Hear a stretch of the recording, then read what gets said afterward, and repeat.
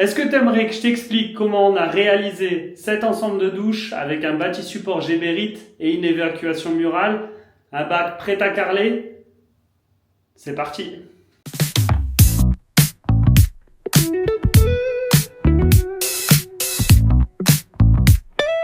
Bon l'équipe, salut à tous, on se retrouve aujourd'hui pour une nouvelle vidéo. Comme vous le voyez, globalement le projet salle de bain a un petit peu avancé, c'est plaqué. La robinetterie, ça a été fait aujourd'hui, la robinetterie, tout ce qui est encastré a été fait. Testé, mise en eau, aucune fuite, tout va bien, on est super content. Et donc du coup, aujourd'hui, on va passer à un des éléments principaux de la vidéo qui va être le receveur. Donc dans une salle de bain, comme vous le savez, il y a beaucoup d'éléments clés. On a la baignoire et bien évidemment le coin douche. L'emplacement qui est juste là, prévu à cet effet, qui n'est pas encore cloisonné derrière. Et on va passer à la pose du bâti support Géberit avec évacuation murale. On a également le receveur prêt à carreler en pointe de diamant qui est à prévoir. Donc automatiquement, dans cette vidéo, on va se retrouver en plusieurs étapes où on va déjà aujourd'hui poser le bâti support pour pouvoir régler notre évacuation d'eau qui est juste là-bas derrière. Et on va ouvrir tout simplement le colis, fixer le bâti support. On va pouvoir prévoir dans ce cas-là la pose du receveur, alimenter tout ça, poser tout ce qui est robinetterie encastrable. Et au fur et à mesure, après les étanchéités, etc., on va se retrouver après avoir posé le carrelage pour avoir un beau rendu final de petit coin douche qui va être super sympa. Dans cette vidéo, on a une collaboration commerciale avec Géberit qui nous accompagne sur la fourniture des produits. Donc ici, le bâti support qu'on va poser, c'est celui-ci. Donc comme tu le vois, c'est la référence 111 581 001, duo fixe en évac de 40.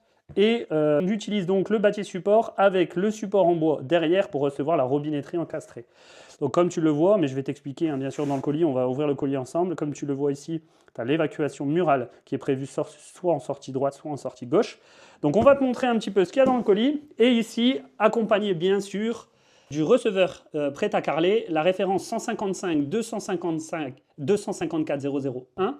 Celui-ci est assez sympa parce que là, vous avez en fait dans le carton plusieurs épaisseurs en fait pour pouvoir trouver l'épaisseur que tu as besoin. C'est-à-dire que tu vas mêler plusieurs couches du receveur avec la finition bien évidemment en fonction de la hauteur de chape que tu dois effectuer, la hauteur que tu as à compenser avec ton bâti support que tu as là. Et nous, pour la petite explication du coup, le point le plus bas se trouve là. J'ai mon évacuation qui est ici. Donc toutes les vagues là, elle a juste été fixée. Pour l'instant, il n'y a rien qui est collé. Donc on a fait toute notre évacuation en 50. On va mettre un petit réducteur en 40. On a l'emplacement ici pour fixer le bâti support. Et on va pouvoir créer notre contre-cloison derrière pour recevoir tout ce qui est robinetterie et OSB, notamment l'OSB en partie haute pour le ciel de douche. Et après, on recloisonnera derrière pour faire notre future toilette qui sera ici, où je vous en reparlerai dans une deuxième vidéo. Je vous propose tout simplement qu'on ouvre les colis, on voit de quoi se composent les kits, et on va commencer à mettre en place tout simplement le bâti support tout doucement. C'est parti.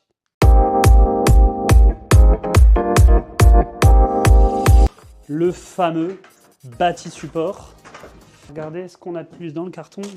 Tes vis pour venir fixer en fait le bâti support au sol avec deux chevilles. Tu as deux grosses vis et après tu as des vis autoforantes que tu vas utiliser pour venir mettre tes équerres en fait ici de fixation entre tes montants de chaque côté.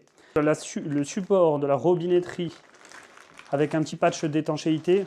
Donc tu as un support robinetterie et petit patch d'étanchéité avec un petit bouchon pour laisser en attente avant de poser ta robinetterie définitive. Alors, comme tu le vois ici, tu as deux vis de chaque côté. En fait, les deux vis vont te permettre déjà, la vis du haut va te permettre de régler en fait la hauteur de ton bâti support pour venir chercher en fait le point d'1 mètre que tu as là. Et le deuxième, ici, va te régler en fait la hauteur de ton évacuation. Donc là, tu as la protection. Quand tu vas ouvrir la protection, tu as le kit d'étanchéité qui va venir entre la partie cloison murale et la partie sol. Donc ça, ce sera bien sûr une partie à faire en même temps que ton kit d'étanchéité, ton SPEC, ton système de protection à l'eau sous carrelage. Et tu as un autre réglage qui est ici, ce sont des petites vis. Et les vis ici, en fait, que tu vas régler, ça va te permettre de jouer sur la profondeur, en fait, de ton évacuation. Donc là, le but, comme tu le vois, tu as une évacuation qui est posée du côté gauche et tu as la possibilité, en fait, on va le retourner. Tu as la possibilité, donc ton évacuation, elle est là, ici, avec ta garde pour les odeurs. Et en fait, tu as la possibilité tout simplement en fait, de venir le déclipser et de venir le pivoter pour venir le ramener là. Donc en fait, tu viens tout simplement désenclencher ici, hop, tu vas venir le coulisser et venir le faire pivoter de l'autre côté. À savoir qu'avec ce type de modèle, tu as une évacuation soit à droite, soit à gauche. Tu n'as pas, et tu l'as en sortie droite.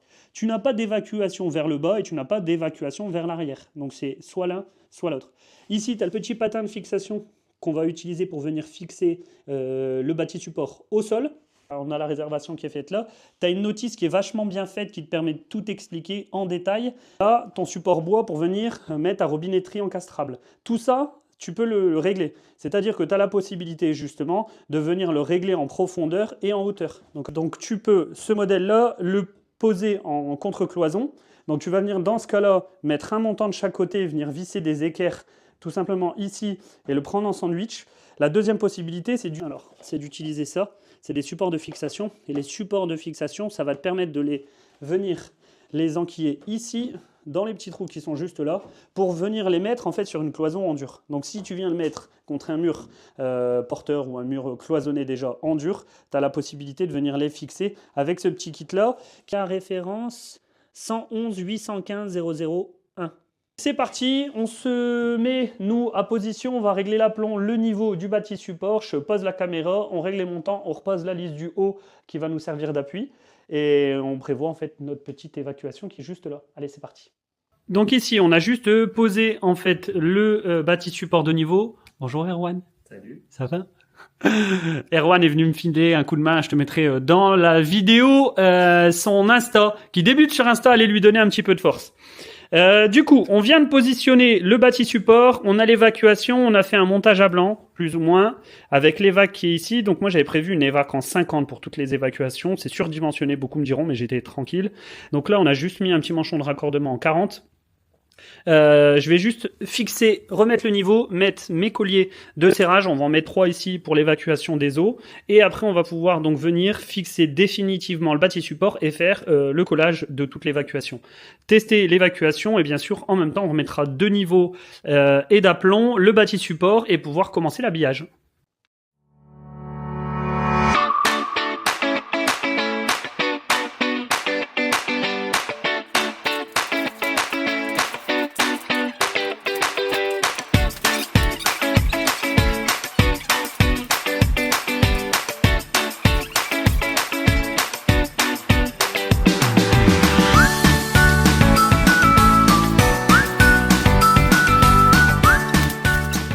Donc, ici, salut toi, ça va? On est de niveau, en fait, et comme tu vas le voir, donc ici, tu as tes petits boulons qui sont juste là. Donc une fois que tu dévisses ça, en fait, derrière, tu as le petit patin, hop, et en fait, ce petit patin, tu vois, se compresse dans le tube en serrant. Mais quand c'est desserré, bon, tu dois forcer pour le monter et le descendre, mais au moins, ça te permet d'éviter d'avoir ton bâti, en fait, qui glisse. Et donc, une fois que tu l'as fixé, et là, tu viens le serrer tout simplement pour prendre ton point 0 qui est ici, voilà, au point 0 à 1 mètre. Et donc là, au niveau hauteur, on est réglé. Maintenant, ce qu'on va faire, c'est qu'on va regarder, donc, pour descendre un tout petit peu le receveur, enfin l'évacuation, pour pouvoir justement être bon au niveau de la hauteur de mon évac, puisque le but c'est d'être le plus bas possible. J'ai fait ma petite réserve, mon petit trait, je sais que là, je pourrais le couper, et à partir de là, une fois qu'il sera... On va positionner l'endroit où on doit le fixer avec les petits trous que tu as là. On va venir perforer, le fixer et on va faire quasiment tout le collage sauf de ça et on viendra le graisser. Et ça, c'est un petit support Géberit que tu viens graisser en fait et qui te fait l'étanchéité avec ton évacuation qui est ici. Allez, c'est parti.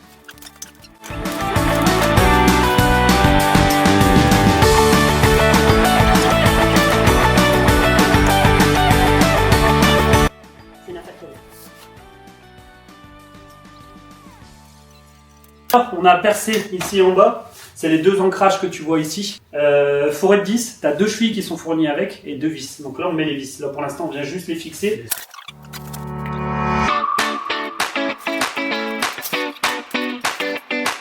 Et donc là une fois que tu as collé la totalité de ton évac, tu as la possibilité la possibilité de tester en eau directement en fait ton receveur.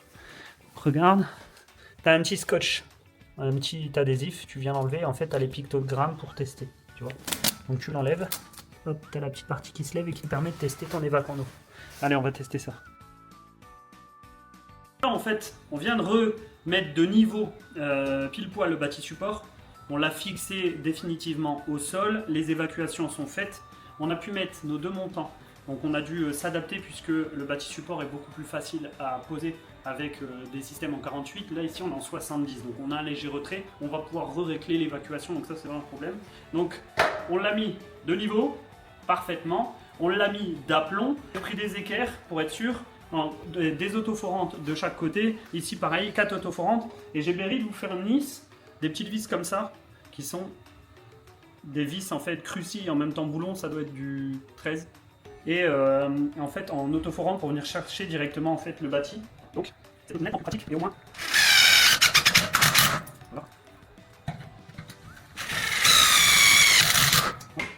Au moins ton bâti il va pas bouger. Là ce qu'on va juste faire c'est positionner ça, faire l'arrivée d'eau en multicouche et à partir de là on alimente et on pose la robinetterie encastrée. C'est parti. Alors j'en profite de cette petite aparté plomberie pour vous rappeler que quand on fait une pose définitive derrière une cloison, on privilégie toujours des joints filasse pour être sûr et certain de n'avoir aucune fuite et aucun dégât des eaux, aucun sinistre, surtout si c'est cloisonné derrière. Donc on a en fait fixé la totalité, petite précision. Donc comme vous le voyez en fait, votre platine en bois qui reçoit la robinetterie encastrée, vous avez la possibilité donc de jouer en profondeur. Donc ici vous avez 4 boulons sur les extrémités et vous pouvez donc jouer sur la profondeur. On a la même chose à l'intérieur, je vais te montrer tout de suite. On a la même chose ici, tu vois, tu as 4 boulons de chaque côté qui te permettent aussi de régler un petit peu en hauteur. Donc nous, le corps encastré sera positionné au centre. On va mettre la douchette ici. On a notre arrivée en multicouche de vin, donc eau chaude, eau froide. On a en bas, ici, on a fait tous nos joints filasse. En bas, on a une sortie en 16 pour alimenter la douchette. Au-dessus, on met juste un coude pour dire de passer entre la planche et le support du bâti support. On va revenir ici, le raccourcir un petit peu pour remonter jusqu'au ciel qui sera tout en haut, ici. Donc on va refaire là, et là on va refaire un support, tac, et pouvoir le positionner proprement. Et ici, vous voyez, en fait, on a mis notre niveau laser qui sera à 0.0. Donc le but c'est, si je viens moi le mettre affleurant, en fait je suis coincé avec la partie boulon là. Donc ce qu'on va juste faire c'est qu'on va le décaler un petit peu jusqu'ici. On va juste mettre ici un tout petit carré en OSB pour dire de récupérer un peu de support et qu'on soit sur la partie robinetterie encastrée, qu'on ait vraiment la partie visible affleurant, puisque là on a l'épaisseur nécessaire pour le placo et le carrelage et la colle. Et comme ça on est tranquille. Donc là on sertit tout ça.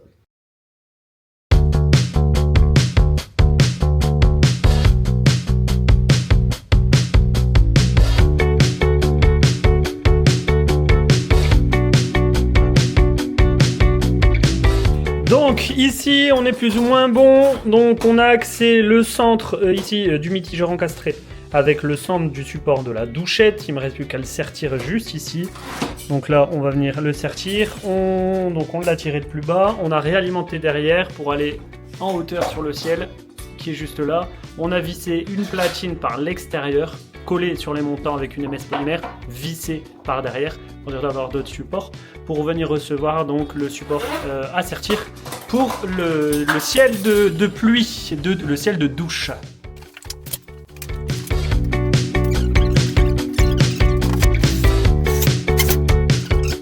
Comme tu le vois, la salle de bain a pris une autre tournure. Ce week-end, on a eu le temps de faire tous les enduits à joints, collage, charge, finition, on pose des profilés d'angle, des baguettes. Ici, je te mettrai des vidéos à l'occasion à cet effet.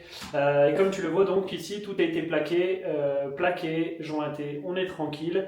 On a maintenant, dans l'avancée du projet, bien évidemment, la partie receveur. Donc comme tu le vois, on a notre évacuation murale qui est là-bas en attente.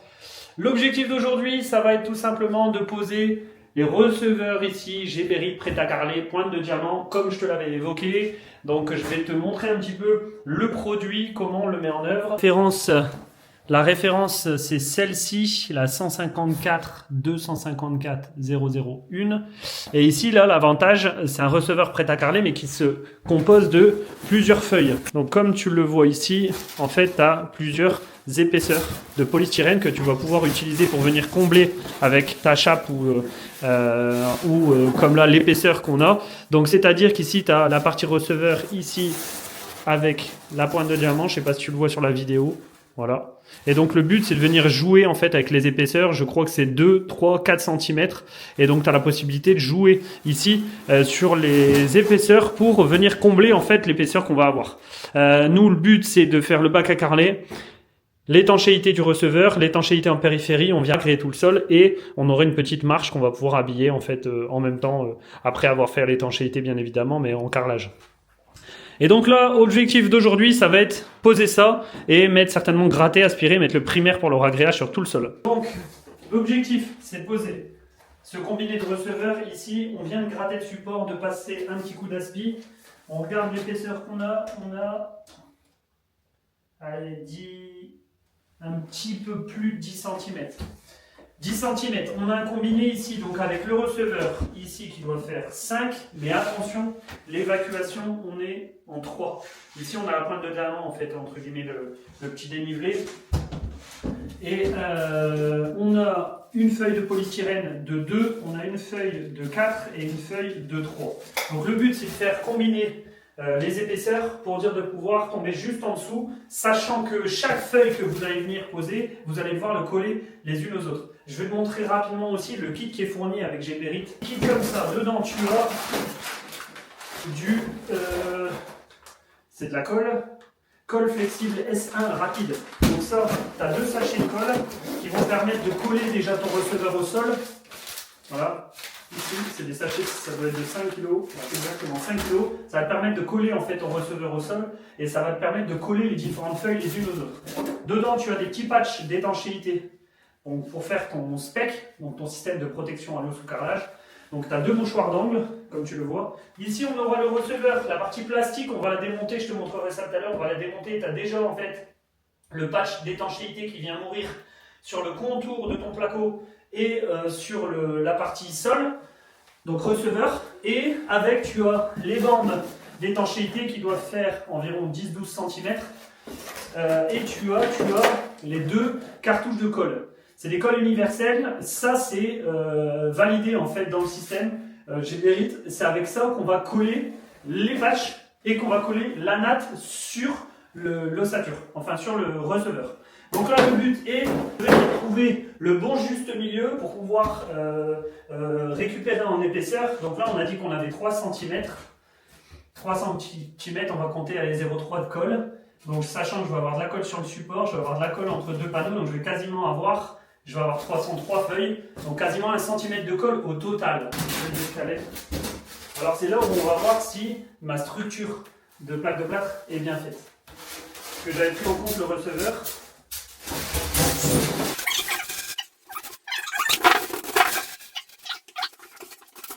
Plutôt sur du polystyrène assez mou, là on est sur quelque chose de beaucoup plus costaud. Et comme tu le vois, en fait, de part et d'autre, c'est revêtu par une feuillure d'étanchéité. C'est les mêmes choses qu'on utilise pour faire les membranes. Donc là, à mon avis, le receveur en lui-même est déjà étudié en fait pour quasiment être étanche.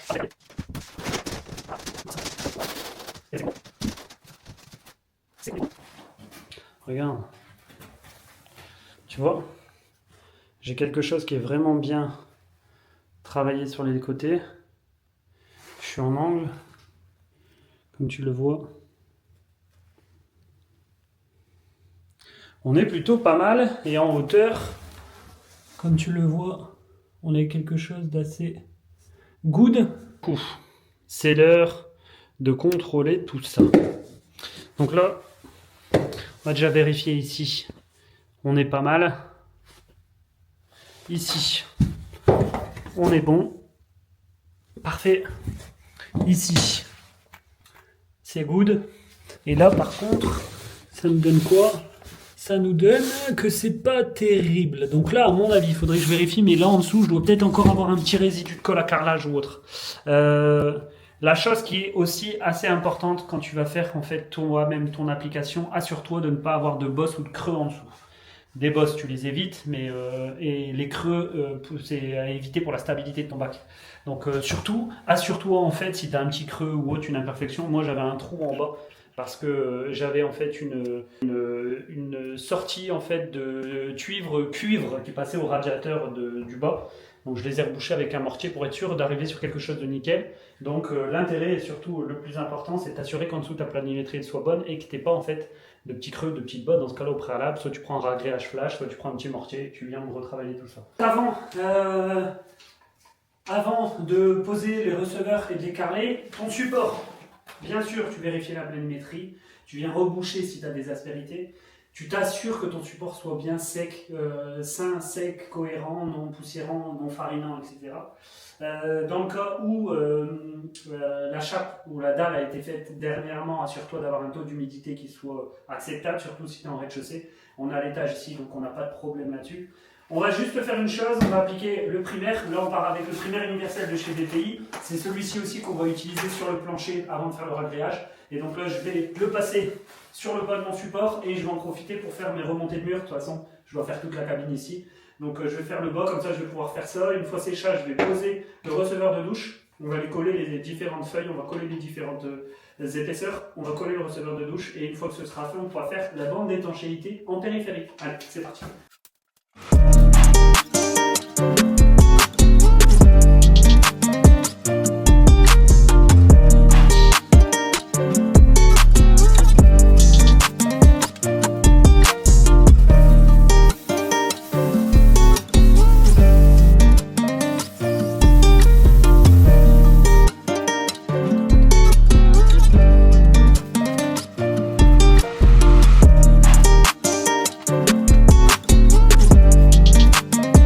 Alors, donc une bonne chose de faite, le bac est posé, collé sur toutes les épaisseurs. On vient d'enlever le cache de protection, donc le petit cache plastique que vous avez là, vous avez deux vis, vous pouvez le déclipser. Comme tu le vois, la petite réglette métallique qui est ici, là, elle est affleurante au bac, donc on est bon en termes de hauteur. Ici, tu as deux vis, tu as une vis ici et une vis là. Ces deux vis vont te permettre de régler en fait la profondeur de ton receveur pour venir parfaitement affleurant en fait sur les deux côtés. Et comme tu le vois donc la natte d'étanchéité, elle est là, elle est repliée, on n'a plus qu'à la déplier et puis venir la mourir. Donc là ce qu'on va faire, on va commencer par pré-encoller ça, venir le maroufler avec les mastic colle qu'on a eu dans le kit et on va faire toutes les bandes périphériques. Donc ici on arrive sur une étape très importante qui est l'étanchéité de ton receveur. Donc on va faire bien évidemment en fait l'étanchéité de l'évacuation murale et l'étanchéité de ton receveur avec tes parois. Il faut savoir qu'on commence toujours une étanchéité par le bas et on remonte par les murs. Donc moi par la suite dans le projet j'ai effectué donc mon système de protection et d'étanchéité que j'ai effectué de façon murale et je suis venu redescendu donc, sur les parties plaintes qu'on est en train de faire actuellement. Donc c'est très important, c'est vraiment un point de vigilance. Les gros litiges que vous allez avoir, des dégâts des eaux, etc., des sinistres et des mauvaises étanchéités. Donc là, c'est un élément très important, bien veiller à faire votre étanchéité correctement. Et donc cette vidéo touche à sa fin. J'espère que si éventuellement tu te lances sur cette rénovation avec ces produits, cette vidéo pourra t'aider sur l'application et la méthodologie de pose. Entre-temps, comme tu le vois, on a réalisé notre étanchéité, on a posé notre carrelage. Et sans plus attendre, je te montre bien évidemment le résultat final.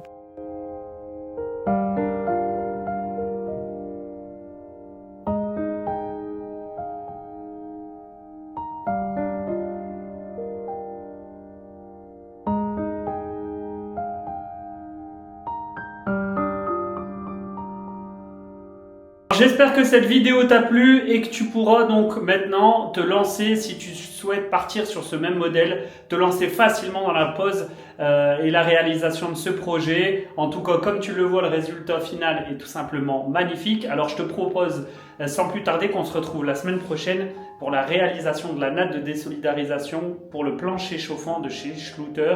Donc je te dis à très bientôt. Ciao!